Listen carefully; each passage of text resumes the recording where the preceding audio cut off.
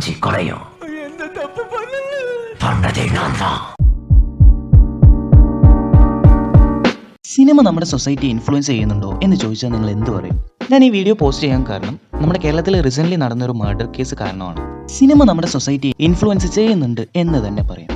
ഇനി ഇല്ല എന്ന് പറയുന്നവരാണ് നിങ്ങളെങ്കിൽ, തട്ടത്തിന്മറയത്തിന് ശേഷം തട്ടമിട്ട പെൺകുട്ടികളുടെ പിറകെ പോയവരുടെയും, നീലാകാശം പച്ചകളർ ചുവന്ന ഭൂമി കണ്ടിട്ട് ബുള്ളറ്റിൽ മണാലി പോയവരുടെയും, അയ്യപ്പനും കോശിയും കണ്ട് JCB കൊണ്ട് ശത്രുവിൻ്റെ കട പൊളിച്ചവൻ്റെയും, എന്തിന് പ്രേമം കണ്ട് ബ്ലാക്ക് ഷർട്ടും വെള്ളം മുണ്ടും കൊടുത്ത് സ്കൂളിൽ പോയ എൻ്റെയും നാട്ടിലാണ് നിങ്ങൾ ജീവിക്കുന്നത്.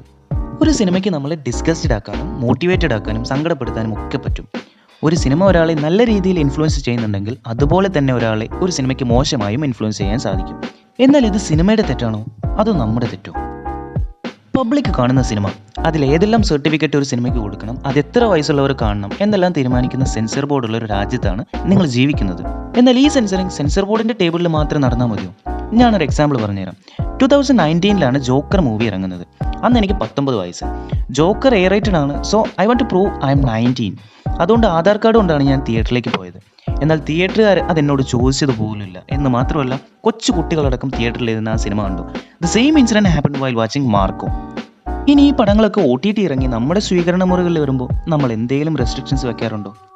Leave it. ഇത് കുട്ടികളുടെ കാര്യമല്ല. പല ഏജ് കാറ്റഗറിയിലുള്ളവരെയും സിനിമ ഇൻഫ്ലുവൻസ് ചെയ്യുന്നുണ്ട്. 30 സെക്കൻഡ് ഉള്ള ഒരു ഇൻസ്റ്റഗ്രാം റീലിന് നമ്മുടെ മൂഡ് ചേഞ്ച് ആക്കാമെങ്കിൽ 2.5 മണിക്കൂറുള്ള ഒരു സിനിമയ്ക്ക് നമ്മളെ ഇൻഫ്ലുവൻസ് ചെയ്തൂടെ? അർജുൻ റെഡ്ഡി കണ്ട് ബ്രേക്കപ്പ് ആയ പലരും താടിയും വളർത്തി വെള്ളം അടിച്ച് ഡ്രഗ്സും യൂസ് ചെയ്ത് നടക്കുന്നത് കണ്ടിട്ടുണ്ട്. അർജുൻ റെഡ്ഡി യൂണിവേഴ്സിറ്റി ടോപ്പറും ലക്ഷങ്ങൾ സാലറി ഉള്ള ഒരു ഡോക്ടറുമാണ്. അയാളുടെ അച്ഛനൊരു ബില്യണയറാണ്.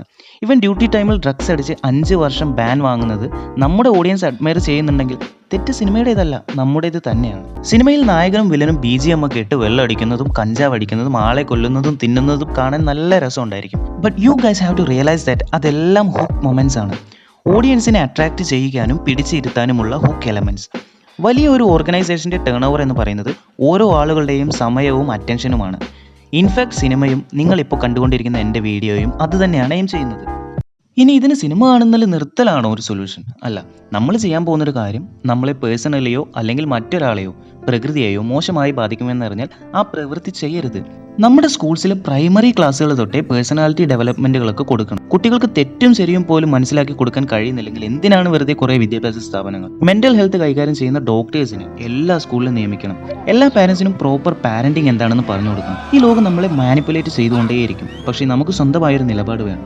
ഇനിയും സിനിമയും സീരീസും ഒക്കെ കണ്ട് തല്ലാനും കൊല്ലാനും പോകാൻ തോന്നുന്നുണ്ടെങ്കിൽ ഗെറ്റ് എ ലൈഫ് മാൻ.